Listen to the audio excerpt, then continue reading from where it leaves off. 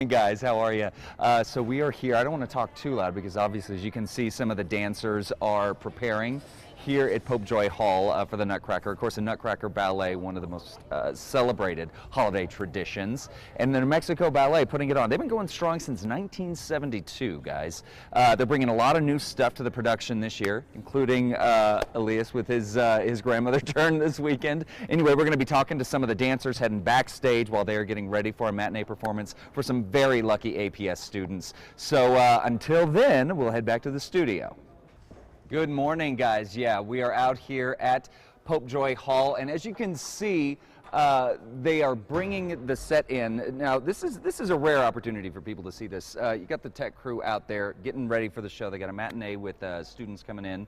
They're not the only ones getting ready. I've got my good friend Robbie Rodriguez. Robbie, you've been very busy. Now, you're the marketing director for New Mexico Ballet. Yes. You're also dancing in the show. I am. Wearing a couple of hats. So I appreciate we're catching you mid-hat between like business and artists. Yeah. Exactly.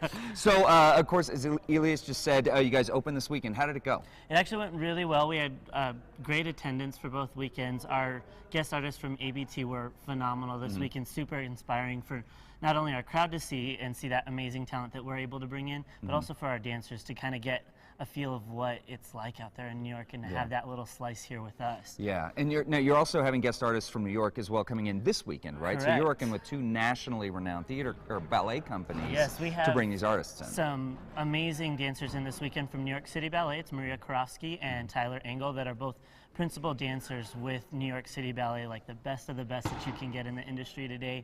And it's going to be an amazing experience for people to come and see. Yeah, absolutely. Well, of course, you know, the Nutcracker is a time-honored tradition. You guys have done it. New Mexico Ballet is the longest running ballet company in New Mexico since 1972, correct?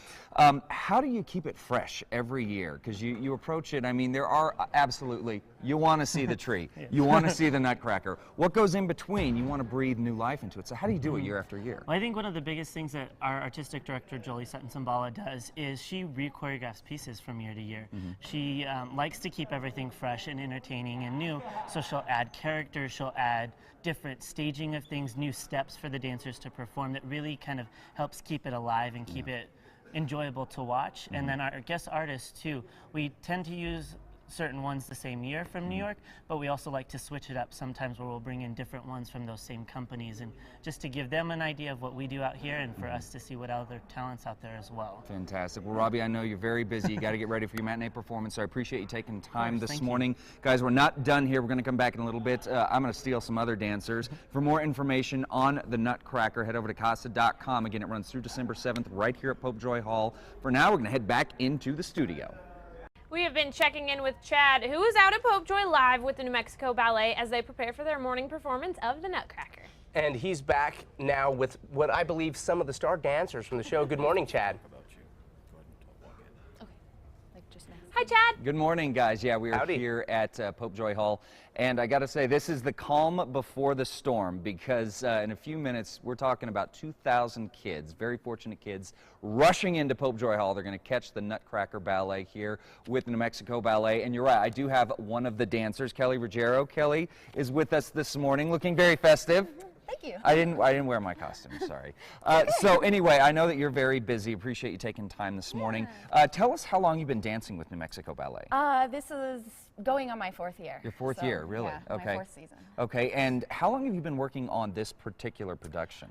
Since September we started this year. Really? Is that normal for ballet that you work that long in a piece? Yeah, the few other companies I've danced with, we've had earlier fall shows, so we'll generally start kind of actually mid-November, but it's choreography that we already knew, so it's easier to just kind of throw it together. Gotcha. So, and you know, obviously, when we come and see work, it looks effortless, it looks weightless. That's the beauty, but of course, you know, theater is all about illusion. It is not effortless, it's not weightless.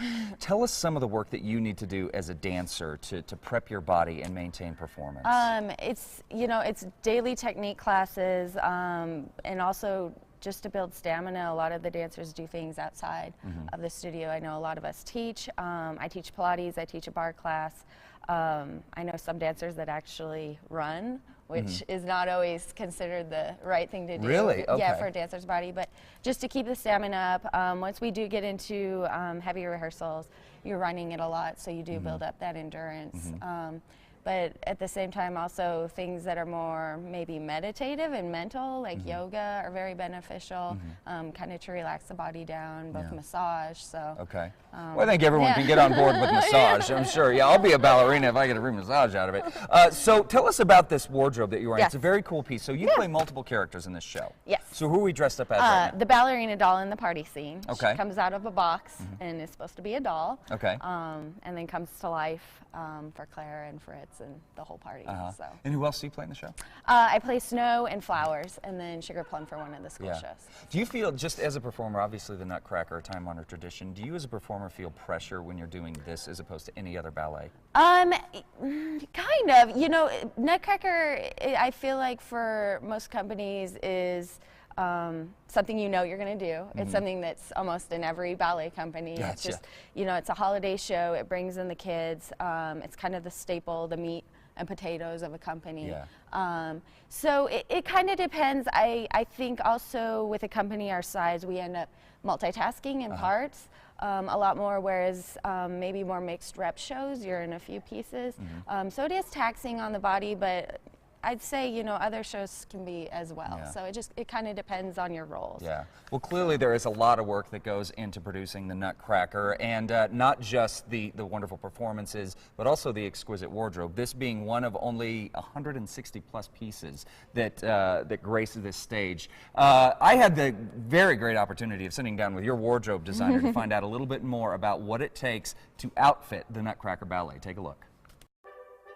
The painstaking work the dancers of the New Mexico Ballet Company put into their performance of the Nutcracker are accentuated by the brilliant design of the wardrobe.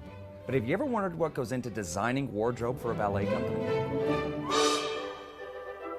Well, it's a body of work that they have had for Nutcracker for years, and it's really just doing fittings. We have had, things always change, parts, and we've had to add one. So a lot of times we're having to make a costume last minute to make it, the piece look better as it gets changed. So majority of it is really alteration, seeing how the dancers move, fitting them, and then having it come together at the end. And there's always little notes of what worked, what didn't work, and how they move in the garment makes a huge difference.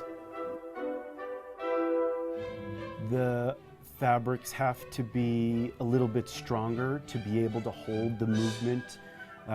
They're really where art and athleticism comes together, because they're strong bodies that move, and the fabrics need to be able to do that. And then, especially for the females, holding them in is important, and also being able to have a range in their arms and everything. So it's probably more elaborate, but with maybe a little bit more of a heavier construction. There are probably about 160, give or take. Some of them, there's a troupe of flamenco dancers and they have their own, but it's about 160. Even more when they have to add parts and, you know, all that. For me, what makes this great is the company themselves. They have all, this is my first year with them. They have been so wonderful, and it's great to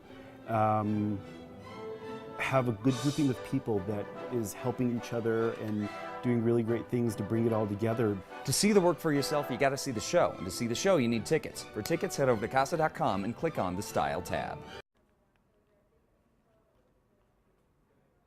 So guys, as I said, to see the show, you need the tickets. Now, there are only 3 more performances left, 2 on Saturday, 1 on Sunday, December 7th. Of course, you can go to nutcrackernm.com to get those tickets. They are getting ready, as you can see. They have set up for the pre-show. The audience is getting ready to come in. I'm going to grab my seat. I know there are a lot of hungry kids for some ballet, so I'm going to beat them to one of these seats. We'll see you guys later.